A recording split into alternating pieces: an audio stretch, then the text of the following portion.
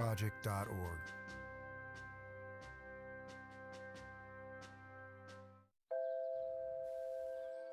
Your zip code.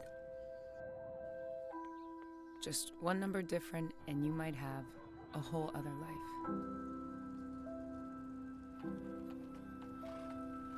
Different school, different job, different dreams, different problems.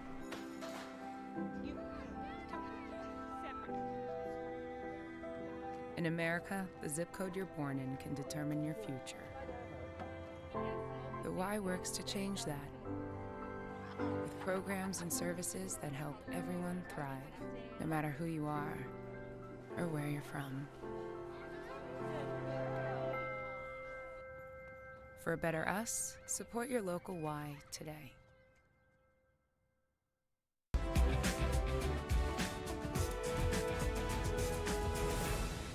Colin Kaepernick has been a polarizing figure in the media ever since his protest of kneeling during the national anthem began to go viral and sparked a lot of different reactions around the United States and the sporting community. This past weekend was the most recent chapter in that saga. With me now to discuss it is Gilberto Obregon and Alec Rapp. Alec, I'm going to start this with you. They were supposed to hold the workout at the Atlanta Falcons practice facility. They gave him a week's heads up, but he wasn't able to know who his receivers were.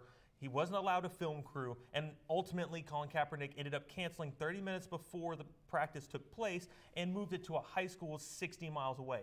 Now, only 8 of those scouts ended up attending that workout. What does this say to the rest of the NFL? Kaepernick was given his shot, and he decided to alter it at the last minute.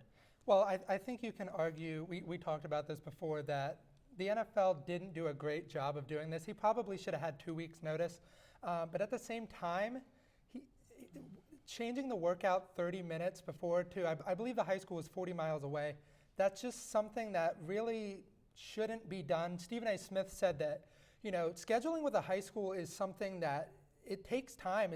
You can't just show up and expect to be able to use the field. So he was saying that he thinks that Kaepernick knew probably Tuesday what he was going to do, that he was going to move it. A lot of media reaction to this event was in the negative towards Kaepernick. We saw former player Pat McAfee go and talk about in an interview that he believed that this was a perfect chance for Kaepernick to be the bigger person and show everyone that the NFL is the bad guy. He didn't do that. Instead, now he is being shown in the bad light. Is the NFL going to have any repercussion from this event, or do you think all of the shame is going to be put on Kaepernick? I think, like you said, most of the shame right now is being put on Kaepernick. But me personally, I don't blame Kaepernick. You want to, as an NFL player, you want to control he wanted to control his film, and he wanted to be able to show his talents. If I put myself in his shoes, if you guys put yourself in his shoes, I think, we make a reel. You want to be able to control it. You want to be able to put your best stuff out there in order to get that job that you want. He wanted to control that film, and he wanted to show his best plays. I don't blame him for changing the venue or whatever where it was to the high school. At the end of the day, the 8 teams that showed up is because they actually has some type of interest. I don't think all 32 teams had interest in him, but it kind of narrowed it down to where, like, those 8 teams, they made that move to the high school where there was 40 miles, 60 miles away. They had enough interest to make that trip. And at the end of the day, I don't blame Colin Kaepernick for wanting to control his film and wanting to be able to put his talents out there. Now, Colin Kaepernick's argument is that he has been forced out of the NFL and not allowed to come back in. Of course, he sued the NFL over this, ended up settling out of court. Do you believe he deserves a spot on an NFL roster, or do you think teams are shying away from him for good reason as a 30-year-old quarterback who hasn't played for 3 years? It's really tough to say. I do think he does deserve that spot, but the question that you're going to have to bring up is he willing to be a backup? Because no matter where he goes, he's going to have to be a backup probably for half a season, because he's got to learn that system. And being out of the game for so long, you have to decide, if I'm, let's say, the Cincinnati Bengals, I have to decide, well, I'm sitting here at the first overall pick. Am I going to take somebody like Joe Burrow, who, he's going to give me probably 10 years, maybe even longer at quarterback, or am I going to take a chance on Kaepernick? We know he can play. He played in a Super Bowl. Are you going to take that chance where he might give you 3 years at most? Now, you have a couple teams written down on who you believe Kaepernick could land. Do you believe that someone will sign him in the next few years? And if so, who do you believe is the best fit for his talents? I think if we're looking right now, well, first of all, I think Colin Kaepernick's been ready since he left the league 3 years ago. And I think in those 3 years, many teams have made different calls to where, like, you could have put Kaepernick in that roster. The Browns, they're full of bad decisions. The Browns could have used him a long time ago. The Colts, I think Colin Kaepernick would have been a good backup. And then Andrew Luck got hurt. Andrew Luck, in my eyes, I mean, not Andrew Luck. Colin Kaepernick is way better than Jacoby Brissett. The Dolphins could have used, I think Colin is better than Rosen. Steelers, Mason Rudolph, you know, you could use Colin Kaepernick there. The Redskins, you drafted Hawkins, but maybe if you had Colin Kaepernick 2 years ago, you wouldn't be in that spot. And I think right now, if you put Colin Kaepernick with the Redskins, he could be a good mentor, of course a backup, but also be a good mentor for Dwayne Haskins. Just going with the hypothetical, do you believe teams are staying away from Kaepernick because of the media attention he brings? Because most likely, if he signs for the team, he will be a backup. Do you believe teams are staying away from him because of this? Oh, definitely. I think, like Colin Kaepernick mentioned, I think some owners are scared to bring that media attention, but it only takes that one team to take their risk. And, you know, like he said, Colin Kaepernick's been in the Super Bowl. He lost to a great Ravens defense, arguably one of the best defense to ever play the game. He almost made it to a Super Bowl. He lost to another great defense in the Seahawks that we all know, that LOB defense. I think it only takes that one team to sign him. And if anything, if I was one of the owners and I knew I was in a bad position, I would honestly take the risk on Colin Kaepernick. I don't care if it's bringing me bad media attention or good. At the end of the day, your fans are not going to complain when you're fighting for the top spot in your division. Your fans are not going to complain if you're in the AFC Championship game or the NFC Championship.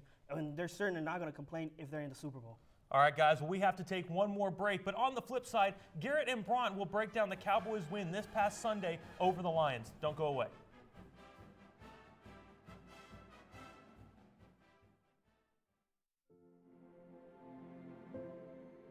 To a child battling a critical illness, a wish can feel like a dream. But with your help, it isn't out of reach. Wishes are an important part of medical treatment. A chance for kids to see themselves stronger, braver,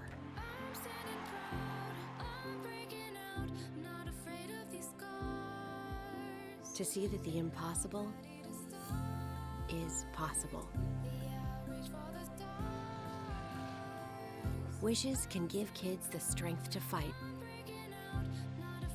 to get better, to grow up. Where there's a wish, there's a way. How I define making? In the broadest possible terms, it is making something extant in the world that didn't exist. Everybody who's ever made anything is bringing something into fruition for a reason. And that act in and of itself makes us stewards of our culture. It's something that we're talking about. It's a response. Actually, it's telling a story. That's really what it is. And I include everything that could be made: painting, sculpture, welding, all of that. Yellow is positive. When a kid gets their hands on the world and learns that they can make their fantasy play, that they can make their reality, that's power. And as far as I'm concerned, everyone should feel that kind of power. There we go. If there's something that interests you to bring into the world, that's fantastic. Go figure out how to do it. Go tell your own story. There it is. And so I want to know why you make. Let's go. Share your own Why I Make story today. Visit whyimake.org.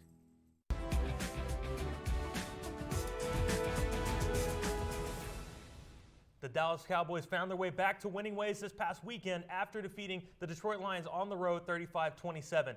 Dak Prescott went absolutely off for 440 yards and 3 touchdowns. Joining me now is Garrett Stringfellow and Bront Hermishmeyer. So they go on the road. The Cowboys beat the Lions. Of course, they were without Matt Stafford, but Driscoll ended up having a good game. The defense kind of disappointed throughout. However, Robert Quinn had another sack. The defense had some bad moments, but moving forward as we go into the Bills and New England, do you believe that the Cowboys are going to be able to move this into a winning streak, or are they going to stay around the 500 zone? I think they'll stay around the 500 zone for the next couple weeks. I think as they move further into the season and play teams like a struggling Bears team or a Rams team that's really underperformed, they might be able to get on that winning streak. But for now, I don't think you go into Foxborough and beat New England. Not with the mediocrity the Dallas Cowboys have played with this year. With the Eagles losing to the Patriots, the Cowboys gained a one-game lead over the Eagles as they move into a tough schedule.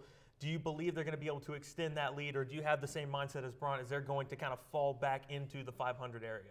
I think the Cowboys are going to fall back into that 500 area, and not only I think are the Cowboys going to keep falling behind, I think the Eagles are going to keep picking it up.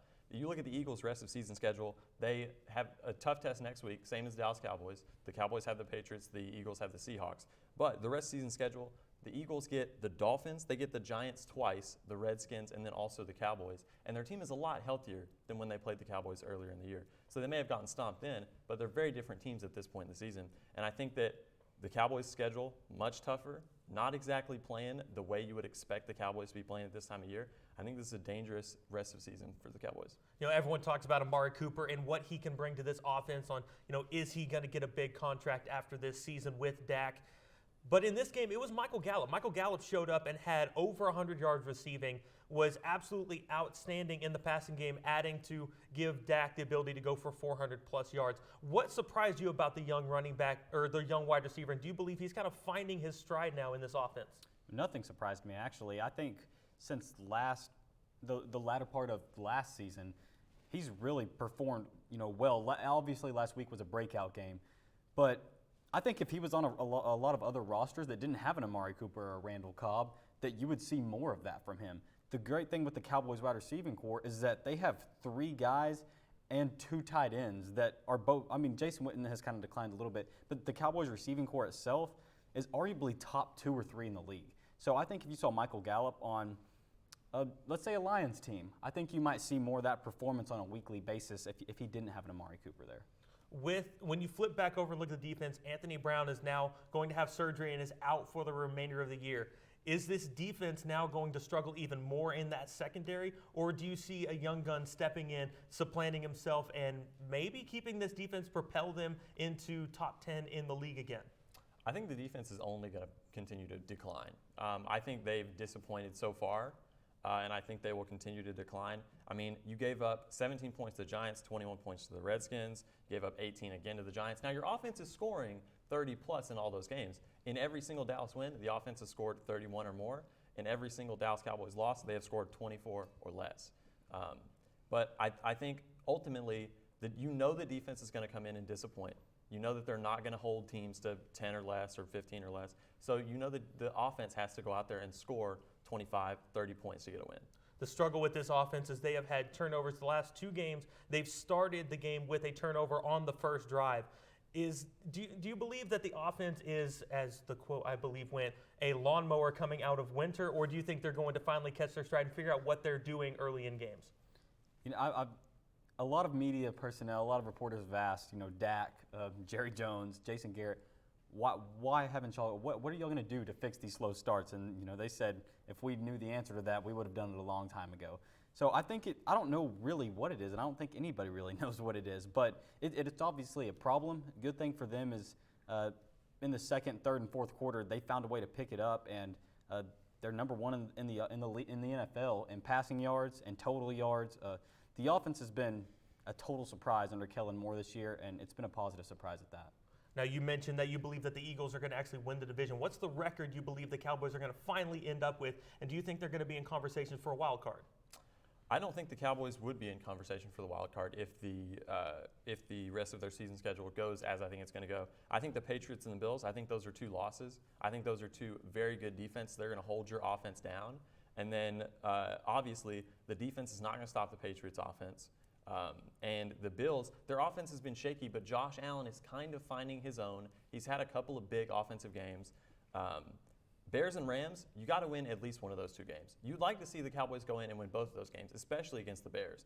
But the best part of the Bears is their defense. So if they can hold your offense to a reasonable 21, 24 points maybe, then who knows with the quarterback change over in Chicago if they can make something happen. Obviously, huge game against the Eagles. That is a must-win. and then the Redskins to close out the year, that should be a win. I don't know exactly where they're going to fall schedule-wise or record-wise, but I think you look at their schedule versus the Eagles. Eagles have a much better time. Their team is getting better. They're getting healthy again. I like the Eagles. All right, very quickly, do you believe the Cowboys win the all-important Thanksgiving game? I think they do. I think the Bills' offense, it's not even a top 15 offense in the league, in my opinion. Doesn't need to beat the Cowboys. I think the Cowboys' defense can come and have a breakout game against a Josh Allen and people like that have struggled, 11 games into the year. I guess we'll just have to wait and see what happens. But that will do it for us here at Sports Zone. I'd like to remind everyone watching that we will be back next week at 4 o'clock for our end of semester hour-long special, bringing you the latest sports news from around the university and DFW. If you miss any of our shows, you can find all of our tapings on our YouTube channel at NTTV Sports. Thanks again for tuning in. We'll be back next time, same time next week. And as always, stay classy, North Texas.